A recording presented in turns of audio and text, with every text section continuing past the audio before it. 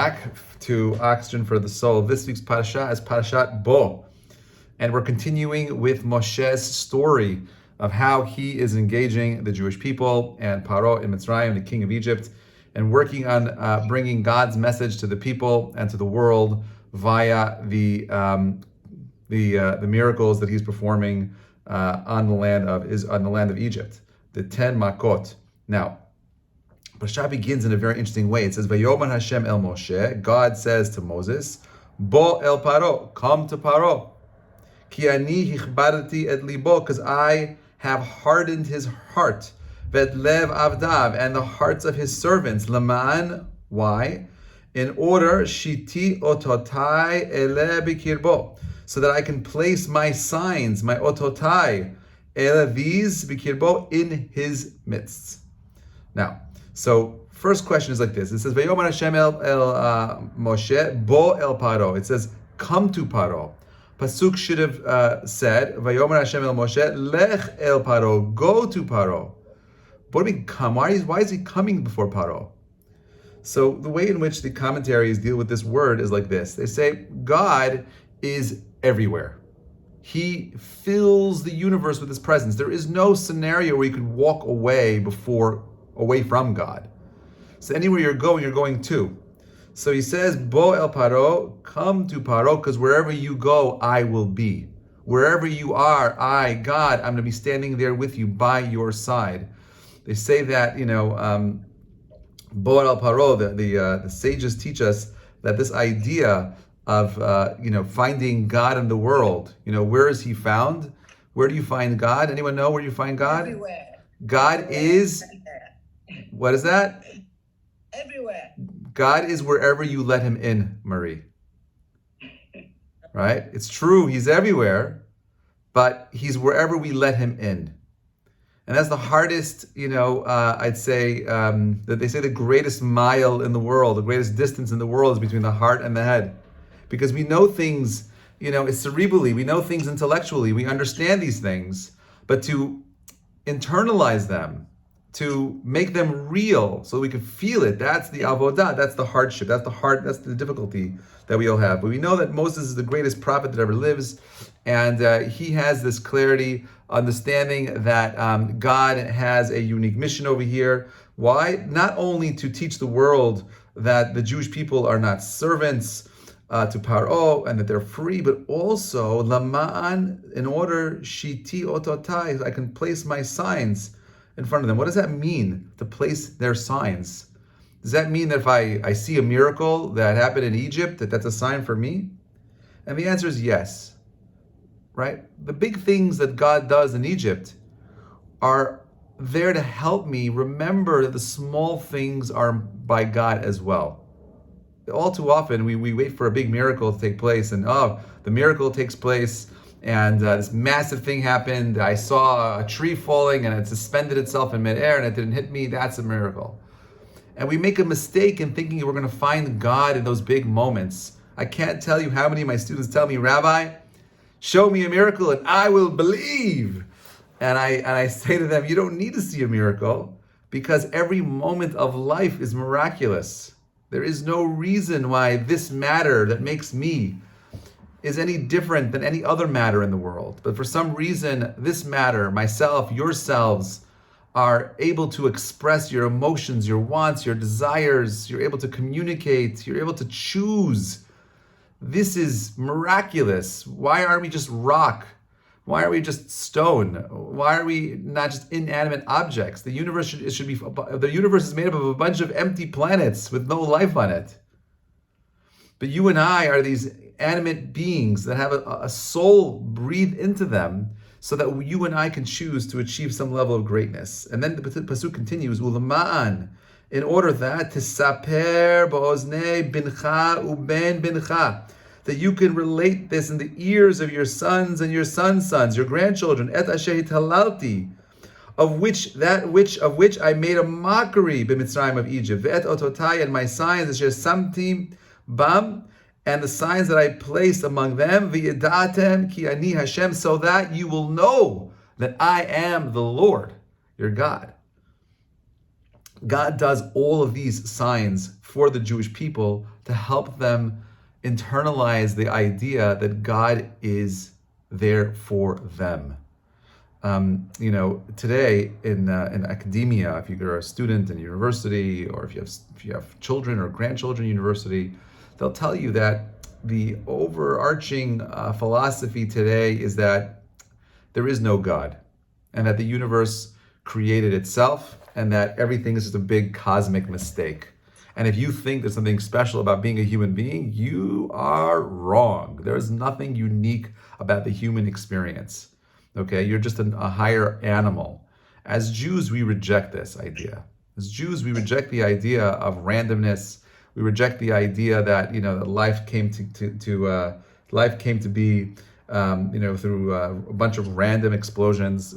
We know today, and many scientists today are recognizing that when we look at our bodies, forget about the world, our bodies have these nano machines inside them that make cells, that repair the body, that work very much like robots, the copy machines, the way our DNA replicates itself. These are higher functioning machines that are way more efficient than anything any human being can create. And we realize when we see that level of structure and order, you can't ignore its wisdom and brilliance. And it begs the question, to the point where scientists today are so uncomfortable using the word God, they'll say, well, maybe some alien, force is out there, and they're the ones that created the complex life that we have on planet Earth, because they know, b'derech hateva, according to nature, there's no reason why life should be this well fine-tuned. They call it the Goldilocks principle, that Earth has a certain set of fine-tuned, processes that enable life to emerge in the way in which that you and I experience it. Not random, not an accident. This question as to whether or not we believe in God is the most important question we have to answer, and the most important question for humanity to ever answer. Because if there is a God, and what this week's parsha is telling us, is that God is there with you, by your side. Can you imagine for a moment, you are where you are right now because an infinite being loves you infinitely more than you could possibly begin to imagine. He has given you everything that you have, all the challenge, all the difficulty, all the good, all the blessing, so that you can be the best version of yourself. How awe-inspiring is that? How humble does that make us feel? What happens to a society that buys into this idea that there is an infinite being who loves you, who gives you, who cares for you, who's providing for you, who's aware of the suffering, the challenge that you're going through? That turns the individual, that turns us into people that want to go out and serve. Because we recognize that just like God is providing for us, the way you and I can become godly is by providing for others. You want to become God-like? What does God do? God makes his signs. What's his sign? He makes it known that the people that are suffering, his children that were slaved and tortured in Egypt, were not forgotten. That he was there with them in the slave pits when they were being beaten. When the harsh decrees and laws that were being made against them, he was there with them. Because we believe in a world of justice. We believe in a world of righteousness. The righteous and the good will be rewarded and the wicked will be punished. He made these signs, these wonders, so that we could tell it to our children. We could teach it to our children so that they will know that there is meaning and purpose to life. When there is no meaning and purpose to life, what does life become about? It becomes about selfishness. It becomes more about what can I take from the world around me. It becomes a little bit more about, how can I have more pleasurable experiences? I become somewhat of a hedonist. But to be a monotheist, it's not enough just to believe in a God. To be a monotheist means that you're proactively working on being like God and bringing godliness into the world. How do I do that again? I do that through chesed. I do that through learning. I do that through giving back. I do that by being empathetic. I do that by caring about the people on planet Earth. I do that by, being mindful about not being wasteful. I do that by caring. So the big miracle that happens over here is that the Jewish people finally leave Egypt. Okay? Vayomer Hashem el Moshe, nateh yadcha, stretch out your hand, al Eretz Mitzrayim, on the land of Egypt, ba'arbe. Then you have the locusts that come out. The locusts come and they destroy out all the crops. Paro is frustrated and there's nothing he could do because at this point he loses his free will. Vayapach Hashem ruach yam chazaka me'od, v'yisat arbe, the locusts disappear. Okay, but eventually we know what happens in the Parsha, that as we keep going from the 7th, 8th, 9th to the 10th plague, Makat Bechorot, the death of the firstborn, the Jewish people are ready to go ahead and leave out of Egypt. They're ready to go ahead and become a free people. So what does God do? He gives them a mitzvah. He gives them a commandment, right? What's the commandment he gives them? What's the first commandment the Jewish people receive? Now, before you answer the question, let me ask it to you a little differently. If you were freeing a group of 2.5 million slaves who were slaved for several generations, and you want to give them a positive commandment, what would that commandment be? What would you inspire them to do? What would you tell them? This is what you got to do. You want to break out of your slavery, you want to experience freedom. What would you tell them? What is that first line, the first level of instruction you'd want to give them? Maybe you'd say, be happy, live a purposeful life, choose, but that's not what God says over here. We're in Parshat Bo, Perek Yud Bet.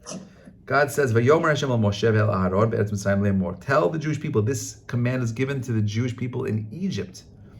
HaChodesh hazeh lachem. This month, lachem shall be Rosh Chodashim, the beginning of the months. Rishon hu lachem, l'chodshei hashana. It is the first for you of the months of the year. Dibru el kol adat Yisrael. Go and speak to assemble the Jewish people of Israel. Le'mor basara, and tell them on the 10th month, HaChodesh hazeh, b'ikhu lehem ish seh lebeit avo, seh lebait. They should take a lamb for their home. And this is the famous mitzvah. This is the Pesach offering. The im yimat habayit miyot. He goes through the whole entire thing. So the first command they're given is one of counting the month. The second commandment is taking out this lamb and bringing it to their house and eating it, right? Taking the blood, eventually painting it on their doorpost, the mezuzot, and so on and so forth. Okay? So let's break this down for ourselves. And this is going to be like the crux of today's conversation. Egypt worshipped the sun. Okay? We know that the sun god is called Ra.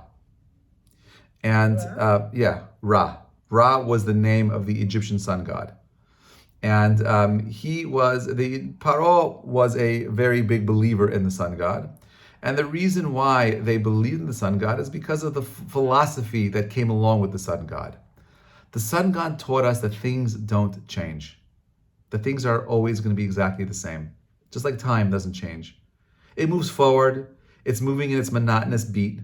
But it's exactly the same. Today, what's the difference between the day and yesterday and the tomorrow? Things just repeat all the time. And if you think of it even from an observational perspective, when you wake up in the morning, where do you find the sun? The sun is always found in the east. And the evening, where do you find the sun? It's always in the west, every day, exactly in the same boring location. East, west. Midday, right above my head, straight above me. Every single time, no matter, doesn't fail. If I was to ask you tonight, can you please tell me where can I find the moon? What would you say? I have no idea. Maybe that's why we call it lunatic, lunar. We just don't know. We don't know where the moon comes from. It's always changing. There's nothing clear about the moon's positioning. It's always in a state of change. I think this mitzvah of HaChodesh hazeh lachem wasn't accidental. You see, the Egyptians bought into a caste system. They did not like time. They shaved their faces and their hair to make it seem like they didn't age. So you couldn't tell the difference between an older person and a younger person. They mummified their bodies to preserve them, to make it like they're going to live forever. They hated time. They were anti-time people. So God says, you know what? This philosophy of the sun is a interesting idea, but it's a problem. Because if you do something over and over again, it's true that repetition breeds excellence, but repetition also stifles innovation. If you do the same thing over and over again, right, there's no room to innovate anything. And if you want to take a people who were slaves, who did exactly the same thing over and over again, the first thing you got to teach them is that they can change. It's not like the sun. It's not a caste system where you're stuck in a pattern that never changes. Chas v'shalom, it's the opposite. That instead, you have the power of being whatever it is that you want to be. You could go wherever you want to go. You could do whatever you want to do. Just like the moon is always changing. We have to find it within ourselves and ask ourselves, how are you and I going to change? How are we going to innovate ourselves? You want to innovate? Okay, there's two processes here. There's the sun.